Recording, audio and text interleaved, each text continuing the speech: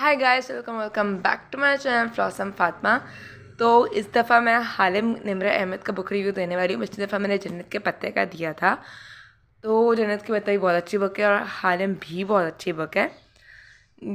तो निम्रा अहमद की जो किताबें हैं ना, वो मैंने अभी सेकंड बुक है जो निम्रा अहमद की मैंने पढ़ी है, बहुत अच्छी है। निम्रा अहमद की सारी किताबें बहुत अच्छी होती हैं। जो मैंने एक नोटिस किया वो ये है कि उसमें ना लाइक सिंप्लिसिटी नहीं होती, उसमें कुछ ख़ास होता है जो उसको किताब को ख़ास बनाता है।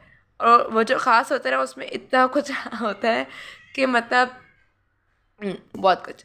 अच्छा, तो जो ये किताब है ना, इसमें टाइम ट्रेवल हुआ है। इसमें टाइम ट्रेवल का कंसेप्ट है। तो इसमें जो मुसाफिर होते हैं, वक्त के मुसाफिर 3 होते हैं।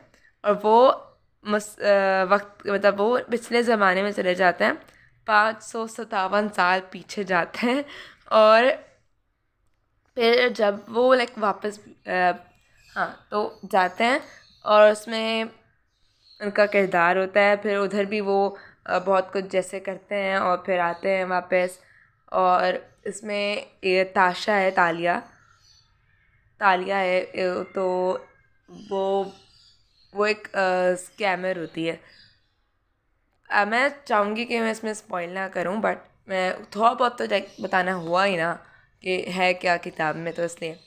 तो जो तालिया है, ताशा, वो स्कैमर होती है और ना चोर वगैरह, डाकू, और ना उसको कहानियाँ गढ़ना और प्लान्स बनाना। वो कहती है कि ना अगर प्लान ए ना चले तो प्लान सी, और अगर प्लान सी ना चले तो प्लान डी। तो कहते हैं प्लान बी कहाँ गया, तालिया की प्लान्स तालिया की मर्जी। तो इसलिए वो इस तरह का उसका ना डायलॉग है। तो उसमें तालिया, अच्छा ताशा, और उसके एक दोस्त होती है डेटिन, DATIN, डेटिन दातिन, ठीक है। वो उसकी दोस्त होती है, उसकी पार्टनर होती है, पार्टनर इन क्राइम। और उसके अलावा इसमें हाँ हुकूमत का, इसमें डेमोक्रेसी का इसमें ना बादशाहत का भी कंसेप्ट है कि बादशाहत किस तरह होती है, उसमें किस तरह वज़ीर वगैरह जो भी होता है वो होता है, और किस तरह हुकूमत चलती है। मतलब डेमोक्रेसी और बादशाहत के दरमियान का डिफरेंस बताया हुआ है कि बादशाहत पूरा बताया हुआ है कि बादशाहत किस तरह हो चलती है और हुकूमत किस तरह चलती है। मतलब उसमें हम अंदर हैं उसके, उसमें करेक्टर्स हैं उसके। तो इसलिए उसमें बहुत अच्छे से वो बताया हुआ है। और उसमें हमारे जो मुल्क पाकिस्तान का असल मसला है ना, वो इसमें डिस्क्राइब्ड है, विच इज़ लाइक जो हम बाहर के मुल्कों से पैसे लेते हैं ना, उसका कंसेप्ट है पूरा। और फिर मैं उस वक्त बहुत हैरान हुई थी, हाँ असली मसला यही तो है हमारे मुल्क का, और यही बहुत सारे मुल्क का मसला होता है जो इसने बताया हुआ है उस बुक में। कि जो हम बाहर के मुल्क से हम पैसे लेते हैं ना, तो और वो किस तरह लेते हैं, और वो हमारे जो पैसे हम लेते हैं वो हमारे मुल्क में लगता भी नहीं है। वो जो लाइक अगर हम 10 बिलियन लेते हैं ना दूसरे मुल्क से, तो 1 बिलियन लगता है हमारे मुल्क में। और वो उन चीज़ों में लगता है, पार्क्स में, रोड्स में, ताकि जो हमें दिख रहा है वो उन चीज़ों में लग जाता है। और जो बाकी 9 बिलियन होते हैं ना पैसे, वो तो लगता ही नहीं है हमारे मुल्क में। वो एक क्या था, मैं उस बंदे का नाम भूल गई। उसको एक कहते हैं एटॉमिक हिटमैन कुछ कहते हैं। तो हाँ, वो होता है, वो दूसरे मुल्क से ना पैसे मंगवाता है, और 9 बिलियन तो वो खुद खा जाता है और एक हमारे मुल्क में लगता है। तो अच्छा, अगर इसका कंसेप्ट है, अगर आप पढ़ोगे तो आप लोग को सही से समझ आ जाएगा। और ये काफ़ी मोटी बुक है। इसमें इसमें 704 पेजेस हैं, और बहुत मोटी बुक है। इसके अलावा ये सिर्फ एक बुक नहीं है, इसका हिस्सा दोम भी है। वो ये है, इसका हिस्सा दोम भी है। अभी मुझे हिस्सा दोम पढ़ना है, ये तो सिर्फ एक पहला हिस्सा था। तो इसमें जो जिस तरह इन्हें छोड़ा हुआ है ना आखिर में, तो तब जिस तरह इन्हें ख़त्म की है बुक को, तो बहुत दिल कर रहा है कि लाइक मैं पढ़ूँ। उसमें लिखा बाकी आइंदा इंशाल्लाह ख़त्म शद। जिस तरह इसको ख़त्म किया हुआ है ना, बस दिल कर रहा है कि ना मैं दूसरी भी बस पढ़ लूँ, क्योंकि मुझे यार जानना है आगे क्या होगा क्या नहीं होगा। अच्छा, इसमें याददाश्त भी खो जाती है उसकी, वान फाते की। कहीं मैं स्पॉइल तो नहीं कर रही। है, वान फाते होता है, और उसमें एडम होता है, एडम बिन मोहम्मद। ये एडम बिन मोहम्मद, ताशा, वान फातह, ये होते हैं 3 वक्त के सफ़र, मुसाफिर। और और अच्छा, तो ये जो बुक है ना, इसके जो पहले हिस्से जैसे शुरू होती है ना बुक, तो इसमें ना वो है, एक बताया हुआ है। उसमें आप ऐसा हैरान हो जाओगे, एक पॉइंट आएगा, आप बोलोगे, आपका मुंह खुला का खुला रह जाएगा। हाँ, वो ये हिस्सा है, 23 पेज नंबर में आप हैरान हो जाओगे। जब आप ये पढ़ोगे ना, तो आप लोग को हाँ होगा कि हाँ, इसमें आप हैरान हो जाओगे। और बहुत अच्छी बुक है। अच्छा, जो हालिम है ना, वो एक कोई करेक्टर नहीं है इसमें, मतलब हाँ है, करेक्टर कह सकते हो, लेकिन मतलब वो एक फेक कैरेक्टर होता है। हालिम फेक होता है, हालिम कोई असली नहीं, फेक है। और हालिम का वैसे मतलब होता है ख्वाब देखने वाला। और इसमें Halim kind of a scammer होता है। और इसमें शुरू एक ख्वाब से होगा, जो ये ख्वाब होगा, और वो फिर हालिम उसमें उठ जाएगा। हाँ, इसमें जो ताशा बिन्त मुराद है ना, वो उसको ख्वाब आते हैं असली, मतलब विजन्स आते हैं, जो उसको ख्वाब और विजन्स आते हैं जो असली होते हैं। कुछ मुस्तकबिल के होते हैं, कुछ माजी के होते हैं, और वो असली होता है।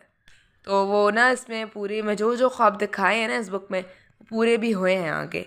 और एक ऐसे हुए हैं कि हाँ, हुए हैं। इसमें जो सारे ख्वाब दिखाए हैं, वो सारे पूरे इनने दिखाए भी हैं कि हुए हैं पूरे सारे ख्वाब। तो ये है, वैसे है भी बहुत प्यारी बुक, इसमें इतना प्यारा सा वो बना हुआ है। खैर मोटी भी बहुत थी, लेकिन जो ये उर्दू बुक्स होती हैं ना, आप ऐसे पढ़ लेते हो कि उसमें ऐसे सस्पेंस होता है कि आगे क्या होगा, तो इसलिए पढ़ ही लेते हो। इसके अलावा इसमें आगे ना मुझे नमल पढ़नी है, खैर अभी तो हिस्सा 2 में पहले पढ़ूंगी, अब मुझे सारी पढ़नी है। इतनी अच्छी होती हैं निमर अहमद की किताबें कि ये सारी पढ़नी है। इसमें ऐसे कंसेप्ट होता है ना, अब इसमें जैसे वक्त का सफ़र जो होता है ना, उसमें बहुत कुछ होता है कि आपको बहुत कुछ सीखने को मिलता है। उधर उधर जो वक्त के सफ़र में वो जाते हैं ना, उसमें बादशाहत का कंसेप्ट होता है। और उसमें मुराद राजा और और शाही मोरख बनता है। और ग़ुलाम का होता है, हाँ कि ना जो ग़ुलाम भी, जैसे मैं भूल रही हूँ। ग़ुलाम को ना जैसे कीमत लगा के बेचा जाता है ना, कि उसको जब वो कहते हैं कि 1000 है, बस से आगे से कौन लेगा, कोई कहता है 1002, 1004, इस तरह जो कीमत लगा के फिर वो बेचते हैं। तो इस तरह ग़ुलाम भी इस तरह बेचे जाते थे। और हाँ, नीलामी पे, हाँ सर, कहते हैं हाँ, नीलामी में। तो इस तरह पेंटिंग्स नई कीमत, नए जो दौर है उसमें पेंटिंग्स को बेचा जाता है नीलामी में, और जो पिछला दौर था उसमें ग़ुलामों को भी बेचा जाता था। तो उसमें ये भी सब बताया हुआ है, पिछले दौर और इस दौर का ना फ़र्क बताया हुआ है। कहते हैं कि ना कोई फ़र्क नहीं है इस दौर में और पिछले दौर में, सिर्फ एक फ़र्क है कि सीसियम है। हमारी फ़िज़ा में सीसियम है, उनकी फ़िज़ा में सीसियम नहीं था। अब ये सीसियम वो है जो जो एटम बम गिरा था ना जापान पे, या तरीके से जापान पे जो एटम बम गिरा था ना, उससे जो हवा में ना सीसियम आ गया। बस ये फ़र्क कहते हैं कि पिछले दौर भी ऐसा ही है था जैसे अब का दौर है। और यही, खैर ये बुक, ये हालिम काफ़ी अच्छी बुक है। I will really recommend to read it.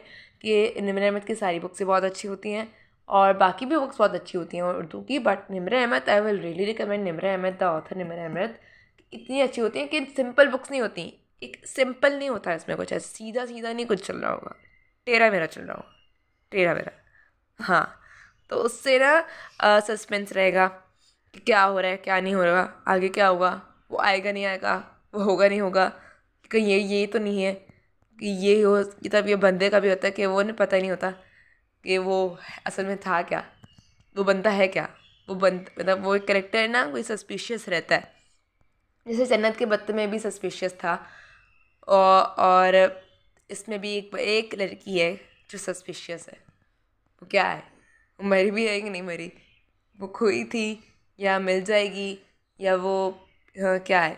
तो इसमें ना ये रहता है। तो खैर ये था बुक रिव्यू। अगर अच्छा लगा हो तो, ये वीडियो अगर अच्छी लगी हो तो लाइक सब्सक्राइब कर देना। और हम बस यही है। खैर मैं अगर भी और भी अगर इसका हिस्सा 2 में जब मैं पढ़ूंगी ना तो उसका भी रिव्यू दूंगी मैं ज़रूर। और आप ये पढ़ सकते हैं, बिल्कुल बहुत अच्छी बुक है। That's it, bye bye.